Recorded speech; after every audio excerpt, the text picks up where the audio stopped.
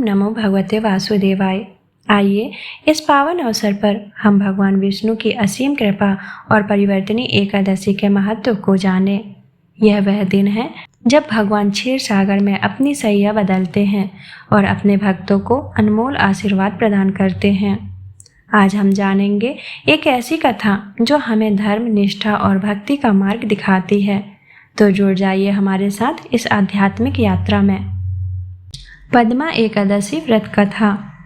युधिष्ठिर कहने लगे, हे भगवान, भाद्रपद शुक्ल एकादशी का क्या नाम है?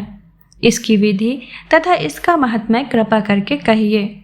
तब भगवान श्री कृष्ण कहने लगे कि इस पुण्य, स्वर्ग और मोक्ष को देने वाली तथा सब पापों का नाश करने वाली उत्तम वामन एकादशी का महात्म्य मैं तुमसे कहता हूँ।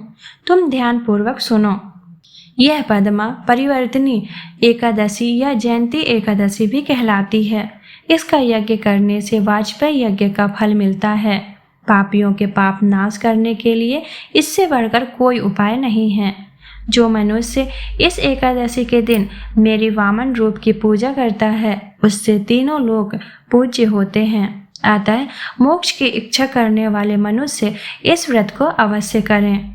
जो कमल नयन भगवान का कमल से पूजन करते हैं, वह अवश्य भगवान के समीप जाते हैं। जिसने भाद्रपद शुक्ल एकादशी को व्रत और पूजन किया, उसने ब्रह्मा, विष्णु सहित तीनों लोकों का पूजन किया।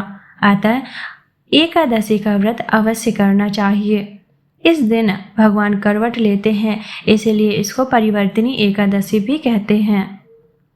भगवान के वचन सुनकर युधिष्ठिर बोले कि हे भगवान, मुझे अति संदेह हो रहा है कि आप किस प्रकार सोते और करवट लेते हैं तथा किस तरह राजा बलि को बांधा और वामन रूप रखकर क्या क्या लीलाएं की। चतुर्मास के व्रत की क्या विधि है तथा आपके शयन करने पर मनुष्य का क्या कर्तव्य है, सो आप मुझसे विस्तार से बताइए। श्री कृष्ण कहने लगे, हे राजन, अब आप सब पापों को नष्ट करने वाली कथा का श्रवण करें। त्रेता युग में बलि नामक एक दैत्य था। वह मेरा परम भक्त था। विविध प्रकार के वेद सूक्तों से मेरा पूजन किया करता था और नित्य ही ब्राह्मणों का पूजन तथा यज्ञ के आयोजन करता था। लेकिन इंद्र से द्वेष के कारण उसने इंद्रलोक तथा सभी देवताओं को जीत लिया। इस कारण सभी देवता एकत्र होकर सोच विचार कर भगवान के पास गए। बृहस्पति सहित इंद्र आदि देवता प्रभु के निकट जाकर और नतमस्तक होकर वेद मंत्रों द्वारा भगवान का पूजन और स्तुति करने लगे। अतः मैंने वामन रूप धारण करके 5वां अवतार लिया और फिर अत्यंत तेजस्वी रूप से राजा बलि को जीत लिया। इतनी वार्ता सुनकर राजा युधिष्ठिर बोले कि हे जनार्दन, आपने वामन रूप धारण करके उस महाबली दैत्य को किस प्रकार जीता?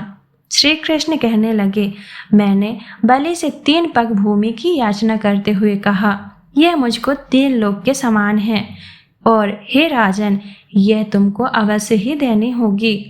राजा बलि ने इसे तुच्छ याचना समझकर 3 पग भूमि का संकल्प मुझको दे दिया और मैंने अपने त्रिविक्रम रूप को बढ़ाकर यहाँ तक कि भूलोक में पद, भूर्वलोक में जांघा, स्वर्गलोक में कमर, महलोक में पेट, जनलोक में हृदय, यमलोक में कंठ की स्थापना कर सत्यलोक में मुख, उसके ऊपर मस्तक स्थापित किया।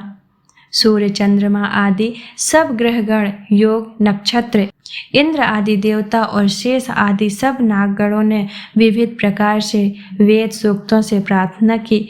तब मैंने राजा बलि का हाथ पकड़कर कहा कि हे राजन, एक पद से पृथ्वी, दूसरे से स्वर्गलोक पूर्ण हो गए, अब तीसरा पग कहाँ रखूं? तब बलि ने अपना सिर झुका लिया और मैंने अपना पैर उसके मस्तक पर रख दिया, जिससे मेरा वह भक्त पाताल को चला गया।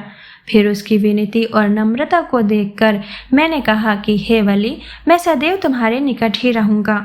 विरोचन पुत्र बलि से कहने पर भाद्रपद शुक्ल एकादशी के दिन बलि के आश्रम पर मेरी मूर्ति स्थापित हुई।